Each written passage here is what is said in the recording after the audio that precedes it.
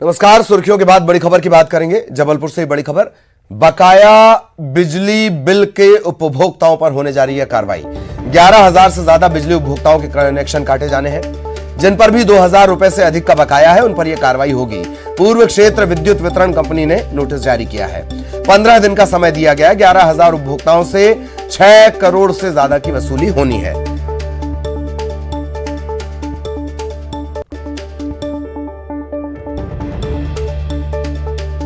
तो जो बकायादार है, 2,000 से ज्यादा अगर आपका बिल बकाया है, तत्काल उसका पेमेंट करें, क्योंकि आप बड़े बकायादारों की फहरिस्त में तो शामिल है नहीं। जो सरकारी बड़े बकायादार हैं, करोड़ों रुपए का बिजली बिल इन पर बकाया है। अधिकारियों के बिजली बिल बकाया है, कई विभागों के बिजली बिल बकाया है, पुलिस महकमे के थानों के बिल बकाया है। लेकिन आप पर कार्रवाई जरूर हो सकती है, लिहाजा बिल पे करें। 11,000 उपभोक्ता है, 6 करोड़ से ज्यादा की वसूली होनी है। वैसे भी बिल, अगर आप सेवा का लाभ लेते हैं तो बिल आपको पे करना चाहिए।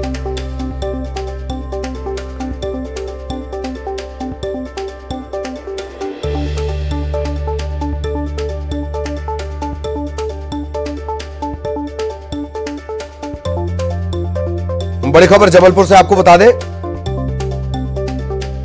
11,000 से ज्यादा बिजली उपभोक्ताओं के कनेक्शन कट सकते हैं। बिजली गुल हो सकती है, बत्ती गुल हो सकती है।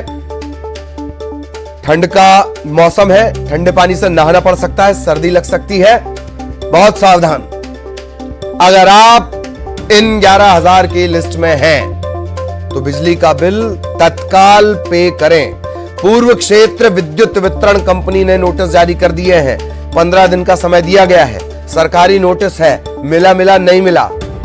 नोटिस देने वालों से कोई जवाब नहीं पूछा जाएगा, पर आपके घर की बत्ती गुल हो जाएगी। बहुत सावधान।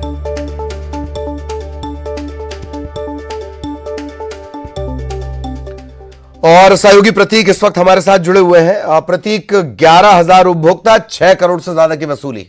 जी हाँ, देखिए बिल्कुल ललित, कहीं ना कहीं क्योंकि बिजली कंपनियां अब इस और ध्यान देने की उन्हें घाटा कम से कम करना है, तो इस लिहाज से लाइन लॉस के बजाय अभी फिलहाल जो बकाया बिजली बिल हैं उन पर कहीं ना कहीं लगातार कड़ाई जो है वो बढ़ती जा रही है। 11,000 उपभोक्ताओं के नोटिस थमाए गए हैं जिनका जो बिजली बिल का बकाया है वो 2,000 रुपए से अधिक है और तकरीबन 6 करोड़ की ये राशि है। पूरे पूर्व क्षेत्र विद्युत वितरण कंपनी के दायरे में जो जिले आते हैं उन पर यह कार्रवाई की जा रही है। इसमें जबलपुर, मंडला, डिंडोरी, आसपास के जिले लगते हैं वो सब भी शामिल हैं। इस लिहाज से सभी उपभोक्ताओं को सचेत होना होगा, नहीं तो नए साल के पहले उनकी बिजली जो है वो कट सकती है। ऐसी हिदायत बिजली कंपनी ने दी है। तो देखना होगा उपभोक्ता इस नोटिस का क्या जवाब देते हैं और क्या तत्परता के साथ बिजली बिल का जो बकाया है उसे जमा कर पाते हैं या नहीं। ललित, बिल्कुल। तो नए साल में अगर एंट्री करनी है और अंधेरे के साथ नहीं करनी है तो अपना बिजली बिल पे करें। बहुत बहुत शुक्रिया प्रतीक, इस तमाम जानकारी के लिए। प्रतीक विस्तार से जानकारी दे रहे थे। अगली बड़ी खबर, शिवराज कैबिनेट की आज बैठक है। शाम 5:30 बजे ये बैठक होगी। कई अहम प्रस्ताव आज आ सकते हैं, इन पर मुहर भी लग सकती है। हुक्का लाउंज, इसे लेकर लगातार पिछली बैठकों के दौरान भी बातचीत हुई है। अब कोशिश अब ये जानकारी मिल रही है कि हुक्का लाउंज पर पूरी तरह पाबंदी लगाने की तैयारी है। कैबिनेट में बिल पेश हो सकता है। सड़क पर आवारा पशु मिलने पर जुर्माना होगा। नगरपालिका विधि संशोधन विधेयक पेश होगा। अनुपूरक बजट पर भी चर्चा होगी। और मध्य प्रदेश में निवेश बढ़ाने के कवायद को लेकर होशंगाबाद के बाबई में उद्योगों के लिए जमीन दी जा सकती है। संसदीय कार्य विभाग में संविदा नियुक्ति पर चर्चा होगी। सहयोगी अनुराग हमारे साथ जुड़े हुए हैं। अनुराग, शिवराज कैबिनेट की बैठक और बेहद महत्वपूर्ण ये बैठक है। जैसे जैसे चुनाव नजदीक आएंगे जो कैबिनेट बैठक है वो महत्वपूर्ण होती जाएगी, खास ख्याल रखा जाएगा। अनुराग, क्या अपडेट?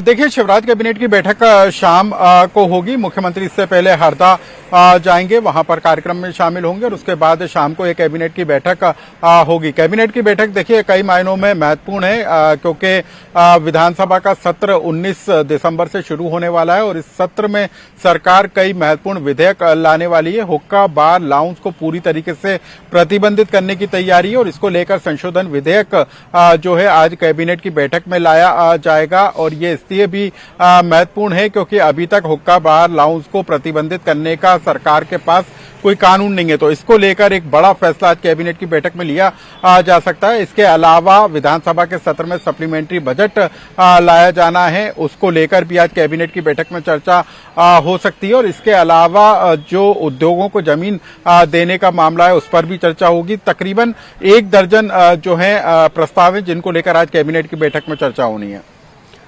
चलिए, बहुत बहुत धन्यवाद। लेकिन अनुराग हमारे साथ बने रहेंगे, आगे भी हम अनुराग से चर्चा करेंगे और कैबिनेट की इस बैठक पर लगातार नजर बनी हुई है। एक और अहम खबर भोपाल से, प्रदेश के 1323 यंग प्रोफेशनल्स के साथ सीएम शिवराज आज सीधी बात करेंगे। शाम 4 बजे रविंद्र भवन में कार्यक्रम होना है। खास बात, कार्यक्रम में मंचमाला माइक नहीं होगा, भाषण आभार की औपचारिकता नहीं होगी, सुशासन समागम में युवाओं से सीधे चर्चा होगी, जमीनी स्तर पर सुशासन को मजबूत करने पर बात होगी।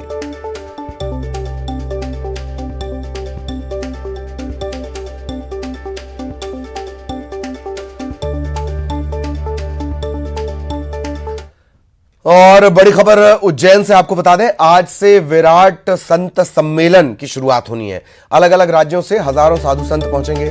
बाबा रामदेव, साध्वी ऋतंबरा भी इसमें शामिल होंगी। एक भव्य शोभा यात्रा निकाली जाएगी। इसी के बाद एक औपचारिक शुरुआत हो जाएगी। 5 दिन तक ये विराट संत सम्मेलन चलेगा। समापन कार्यक्रम में सीएम शिवराज भी इसमें शिरकत करेंगे। खबर यह भी है कि योगी आदित्यनाथ भी इस संत समागम का हिस्सा बन सकते हैं, हालांकि अभी इसकी पुष्टि हो नहीं पाई है।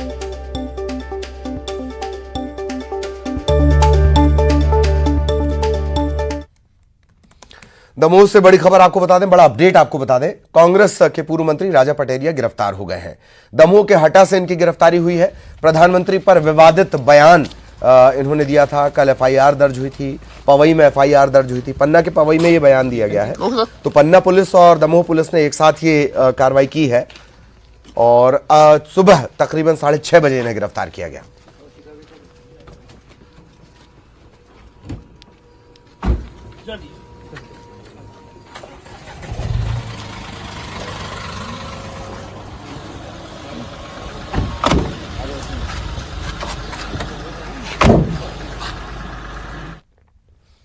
और अब बड़ी खबर धमतरी से आपको बता दें, चाय बेचने वाली महिला की निर्मम हत्या की गई है। पुलिस ने आरोपी को गिरफ्तार कर लिया है।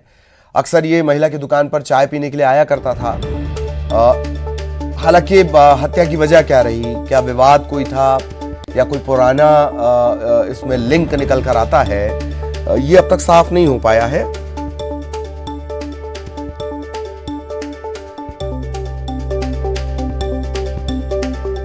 बड़ी खबर धमतरी से,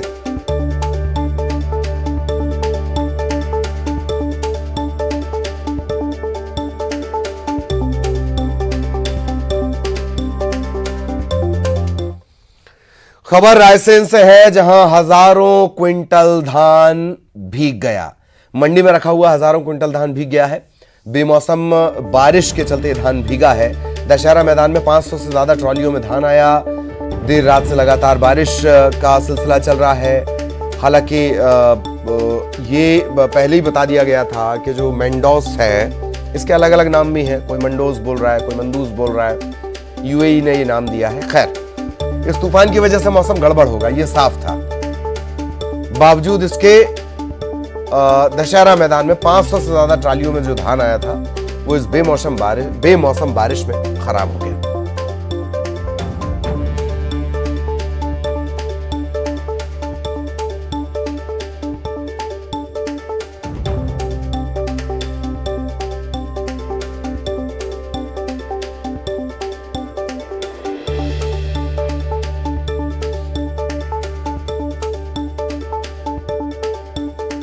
लगातार बेमौसम बारिश का सिलसिला चल रहा है। हालांकि तय था कि जो तूफान है उसका असर पड़ेगा, मध्य प्रदेश के भी कुछ इलाकों में पड़ेगा।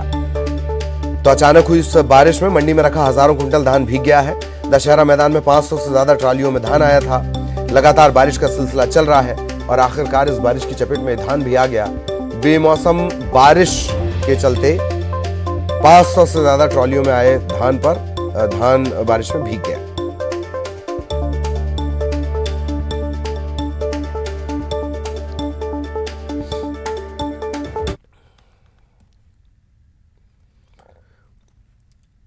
लगातार जो किसान हैं वो अपनी उपज बेचने के लिए पहुंचे हुए थे। इसी बीच बेमौसम बारिश का सिलसिला। सहयोगी अनुराग हमारे साथ जुड़े हुए हैं। अनुराग, पूरी जानकारी विस्तार से, ये किसानों का ही नुकसान होगा या मंडी के हिस्से ये नुकसान आएगा? अगर धान खरीद लिया जाए तो मंडी की जिम्मेदारी होती है फिर, अनुराग?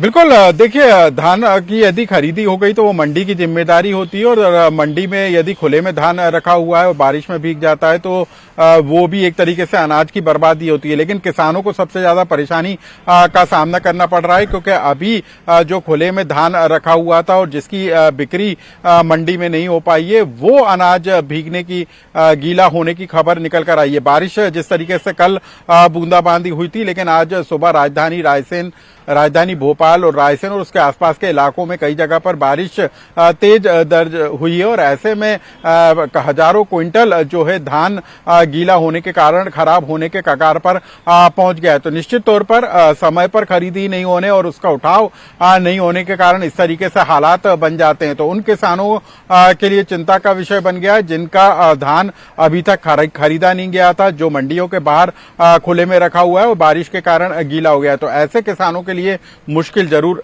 खड़ी हो सकती है। चलिए, धन्यवाद। लेकिन आप हमारे साथ बने रहें अनुराग। एक और अहम खबर को लेकर आगे हम अनुराग से चर्चा करेंगे, और ये बड़ी खबर है भोपाल से। कांग्रेस लगातार वादों की झड़ी लगा रही है। चुनाव से पहले वादों की झड़ी कमलनाथ ने फिर ट्वीट किया है। 100 रुपए में 100 यूनिट बिजली देने का वादा है। कांग्रेस की सरकार बनते ही इसे बहाल किया जाएगा। कमलनाथ ने लिखा कि शिवराज सरकार द्वारा बंद की गई 100 रुपए में 100 यूनिट बिजली देने की योजना को मध्य प्रदेश में कांग्रेस की सरकार बनते ही फिर बहाल किया जाएगा। कल उन्होंने पुलिसकर्मियों को वीक ऑफ देने का वादा किया था। किसान कर्ज माफी, कर्मचारियों की ओल्ड पेंशन स्कीम, इसका वादा वो पहले ही कर चुके हैं।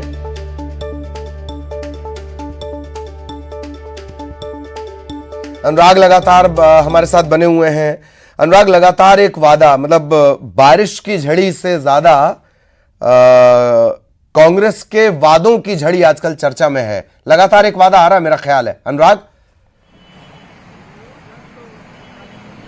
बिल्कुल ललित, देखिए, उन तमाम मुद्दों को लेकर जिन पर बीजेपी सरकार, तत्कालीन कमलनाथ सरकार के फैसलों पर सवाल खड़े करती है, उन्हीं वादों के साथ एक बार फिर कांग्रेस पार्टी आगे बढ़ती हुई नजर आ रही है। किसानों के लिए कर्ज माफी दोबारा शुरू करने की बात कही जा रही है। कर्मचारियों के लिए पुरानी पेंशन लागू करने की बात कही गई। इसके अलावा पुलिस कर्मियों को साधने के लिए कांग्रेस इस बात का वादा कर रही है कि साप्ताहिक अवकाश जो है फिर से शुरू किया जाएगा। लेकिन आज कमलनाथ का एक नया ट्वीट आया है और इस बात का वादा करते हुए वो नजर आ रहे हैं कि किस तरीके से जो बिजली के जरिए जो 100 रुपए यूनिट, 100 रुपए बिल दिया जाता था, उस व्यवस्था को भी दोबारा चालू किया जाएगा। तो कुल मिलाकर अगले साल होने वाले विधानसभा चुनाव से पहले वो तमाम वादों पर कांग्रेस लौटती हुई नजर आ रही है जो 2018 के चुनाव से पहले कांग्रेस ने किए थे और सरकार जाने के बाद वो पूरा नहीं हो सके, और उन्हीं वादों को लेकर बीजेपी अक्सर कांग्रेस से सवाल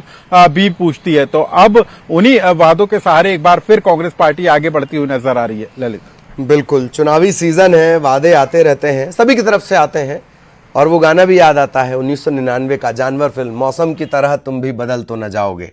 खैर, बहुत बहुत शुक्रिया आपका अनुराग इस तमाम जानकारी के लिए। अनुराग विस्तार से जानकारी दे रहे थे।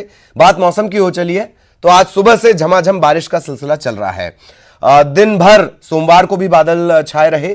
मैंडोस तूफान के चलते कई हिस्सों में बादल छाए हुए हैं। कई शहरों में बूंदाबांदी हुई है। रायसेन का भी हमने आपको जिक्र किया। धान बिकने के लिए निकला हुआ था और बारिश की चपेट में आ गया। प्रदेश में सबसे कम न्यूनतम तापमान नौगांव में दर्ज हुआ है, 9.5 डिग्री सेल्सियस। दतिया और ग्वालियर में तापमान 9.6 डिग्री सेल्सियस। मौसम विभाग का कहना है कि अगले 24 घंटों में कई हिस्सों में बादल छाए रहेंगे। तापमान कई जगह बढ़ सकता है। नर्मदापुरम संभाग के कुछ जिले, भोपाल, रायसेन, सीहोर, बुरहानपुर, खंडवा, खरगोन, बड़वानी, जबलपुर, नरसिंहपुर, छिंदवाड़ा, सिवनी, यहां पे बारिश हो सकती है।